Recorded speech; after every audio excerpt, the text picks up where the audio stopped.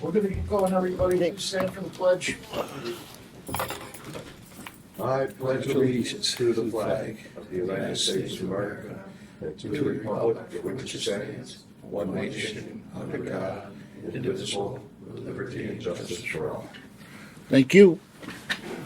The roll call, Pat. The roll call. Mr. Anise, Mr. Bova, Mr. Brodsky, Mr. Coyne, Present. Mr. D'Elia, Here. Mr. Ford is not here, Mr. Haskell, Mr. Karen, Here.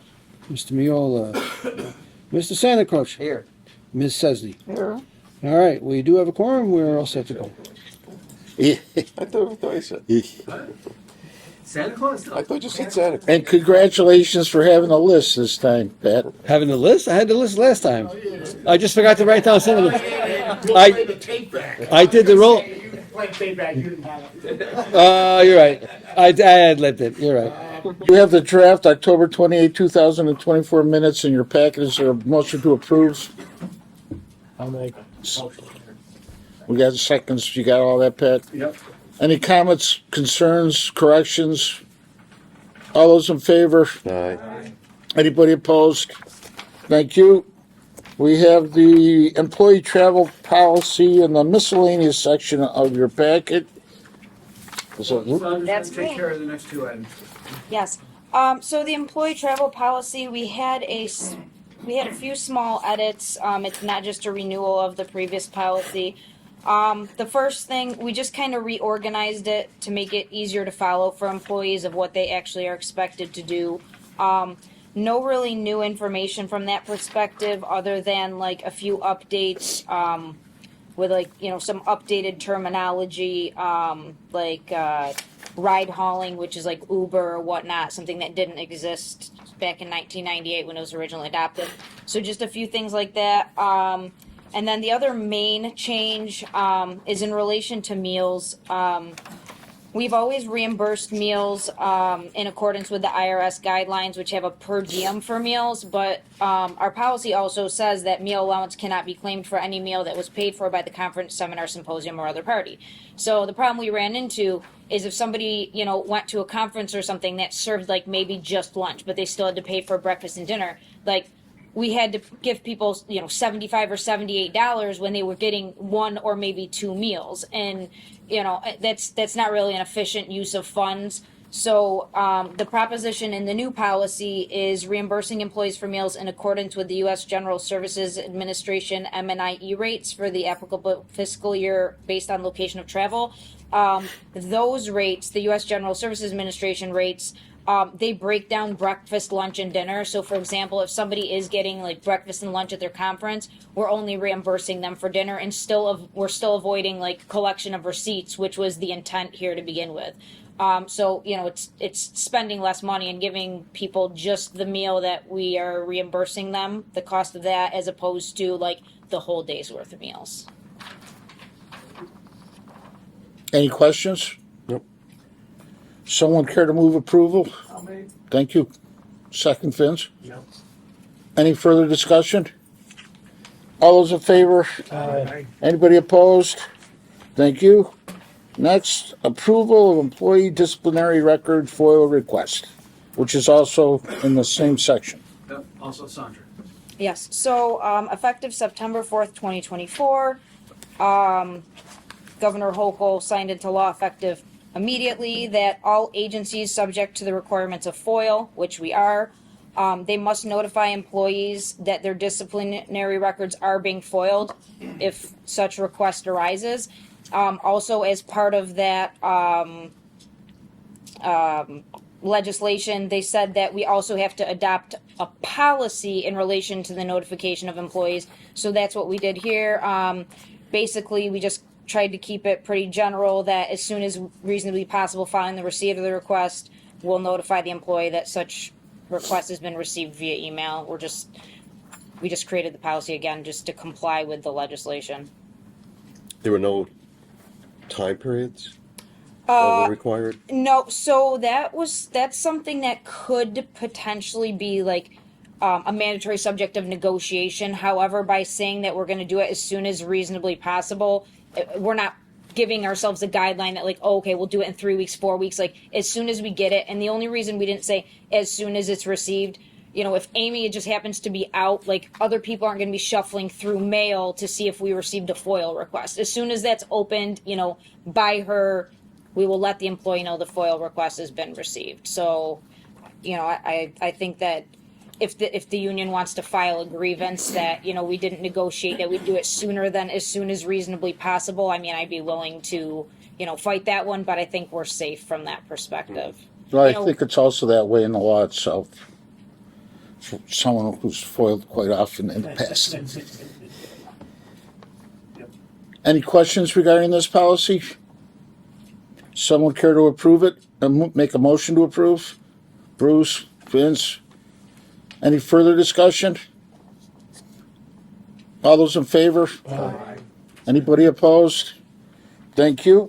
Can I just say one thing about this and the other one? Initially, this was going to go into the November one, and as I'm looking over shoulders here, I see that the bottom says the approvals in November. That's going to be changed, obviously, to December on the official copy, but the text is the same. Yeah.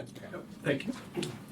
And I have to say, I think we broke the record for going over our different policies this year. Good job. Thank you. Disaster recovery certification. All right. Thank you to Jim Mack at the last second for providing copies of this that were missing. You now have it in front of you. It's just something that we do every year, and I'd like to invite Jim Mack to just explain real quickly what this is. It's just for your knowledge that we are doing everything we can to be safe cyber-wise. Without going into a lot of detail in an open forum, yearly exercise we do, completed it in October of this year. This is our 5th year. Successfully, everything went good, and we'll just leave it at that. Other questions, let me know later. Very good. Any questions for Jim that he might be able to answer in a public setting? Strictly information. You've always been on it, Jim. October finance report, Jim, and then November right after. November, yes. So in your binders is October, and I handed out November's. It didn't make the mailing. It was a day late, sitting on my desk. Items, consumption, year to date, we're just under 0.5% down for the year. Does that make sense? We're down 0.5%, a little over. We were that in September, so we really have kept it steady. I'm hoping by the end of the year that we're probably still going to be under, probably 0.5%, but we were down almost 2% at one point during the year, so we've made a pretty good recovery. Water sales is down $500,000 compared to the budget, but we're up $1.3 million compared to the prior year. So we've postponed some expenses and are pushing them to next year. So overall, I think we're going to be okay. And cash flow, we're down a little bit for November, but year to date, we're up $330,000 for the year. We made the big retirement payment in December.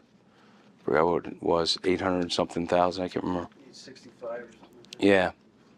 So as we move into next year, I think it's going to be close. We're going to probably break even. We might be a little under. I'm projecting for the end of December for the year and cash flow for the year. So, I'd like to carry forward a balance to our existing cash, but it's going to be close. Hey, be thankful you're breaking even. Yeah. Nice work. Yeah, I think we did a pretty good job in holding the expenses and at least postponing some of them that we can push to the next year.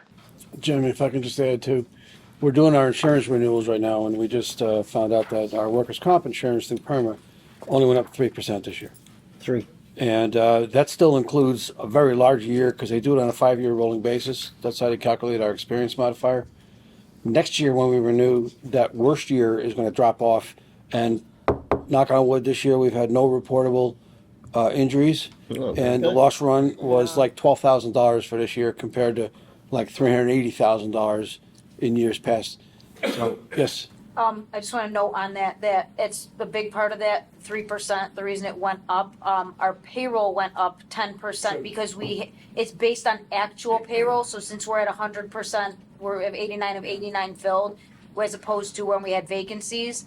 So our payroll went up 10%, but our premium only went up 3%. So that was pretty good. Oh, very good. Yeah. So this time next year, when it's renewed, we should see a decrease in our workers' comp premium, which will be good news. And liability didn't go up all that much. We're waiting to get the final numbers, but it wasn't bad. We had budgeted a lot higher, but we didn't know. So when these numbers came in a little better, it's really helped us. Very good. I'm sorry, Jim, did you say something about the November report that I missed? October and November are together. Yeah, this is all together. I'm saying that I think that like consumption was a little higher, or the reduction was a little more severe in October. It's less so in November. So we're on the right track. Any questions for Jim? Not specifically for Jim, but maybe Pat could get a report at a future meeting. I noticed that most of the current accounts with over 1,000 balances are apartments. Is that seems to be a higher percentage of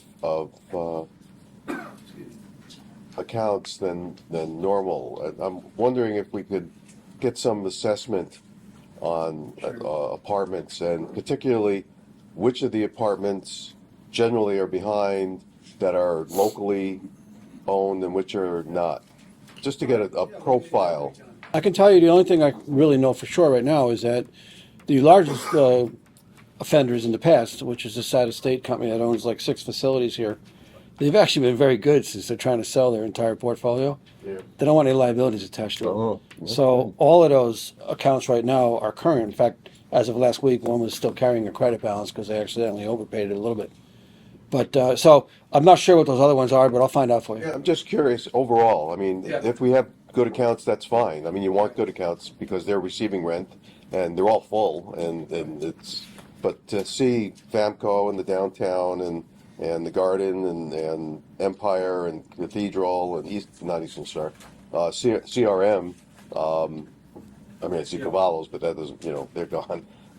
Okay, I'll find out. I'm just curious as to what sort of experiences were, because apartments are increasing in percentages, residences.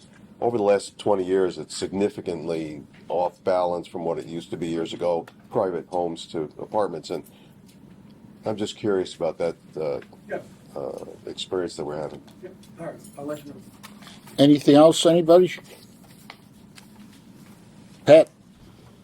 Do we have to vote on the financial reports or no? No. Oh, sorry. Wrong board. Director's report.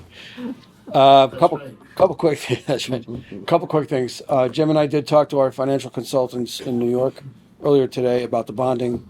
They did an RFP for underwriters. Not that it affects you all that very much, but we did have a small delay in the process while they did an RFP. It looks like we're gonna go with Raymond James again. Hopefully we're gonna have the Finance Authority meeting next Monday. I'm waiting to find out if we're gonna have a quorum.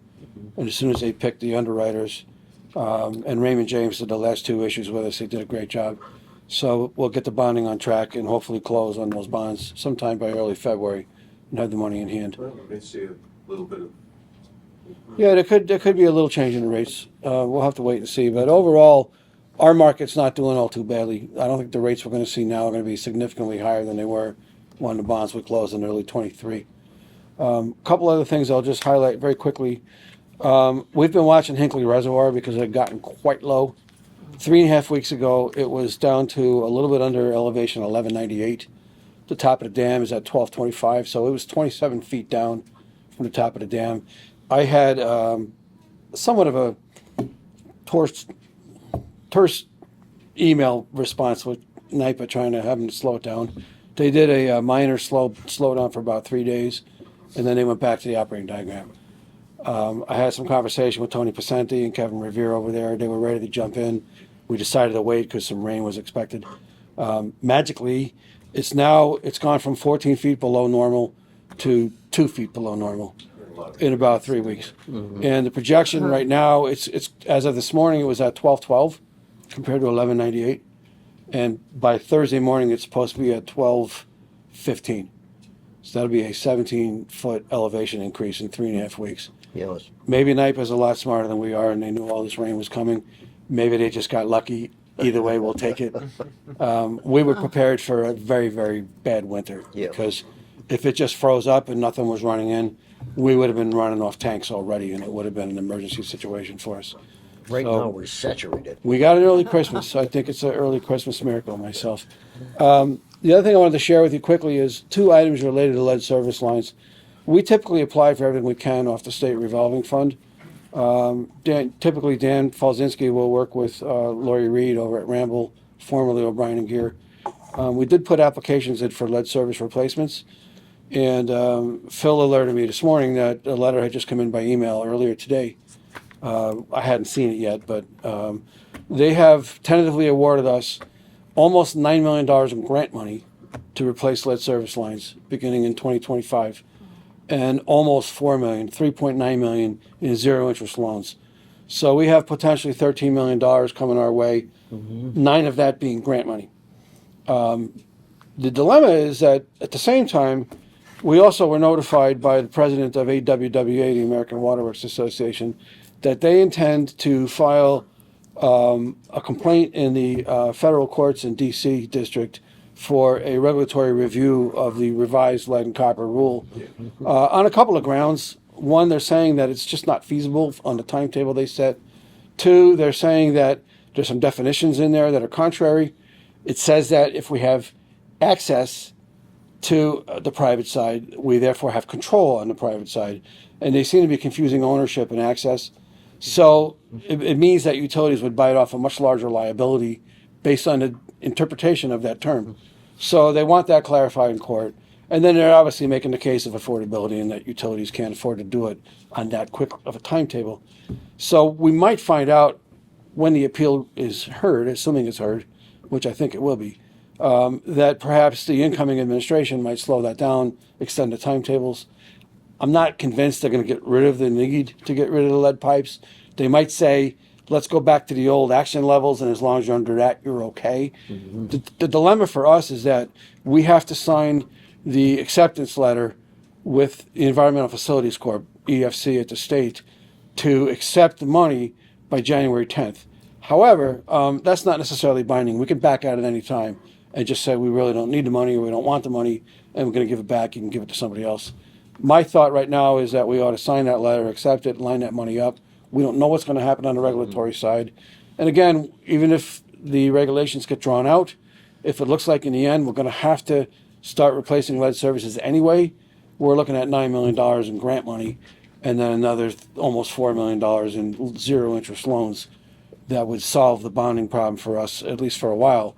That would keep us going for 2 or 3 years with contractors to be able to do all that work. So do you need a resolution for this? No, It's just an informational piece. Dan was out sick today. have to stay. But you have the authority to sign for, Yeah, so Without it's just, again, it's not binding. And the letter was sent to Dan saying, we got your application.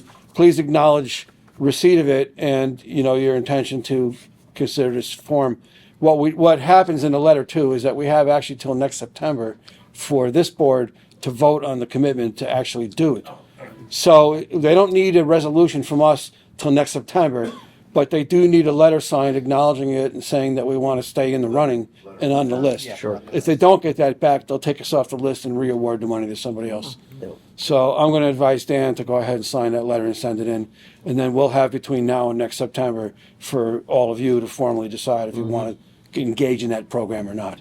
Yeah, I think there is going to be some change, clearly, and I would assume on so. the court side, it's obviously going to go like the previous regulatory changes that the Supreme Court has already done. This is clearly addressing that, but I don't think you'll see it in this year's docket. I think we're probably looking at 2026 to get onto Yeah.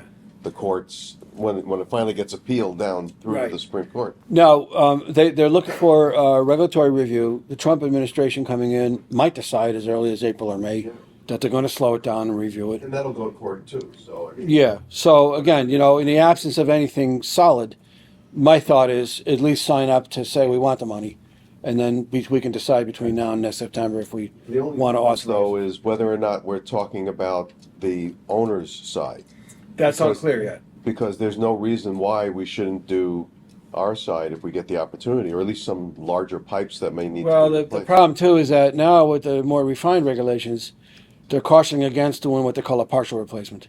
If you don't do the whole thing, don't do either half of it, because they say it could exacerbate the problem.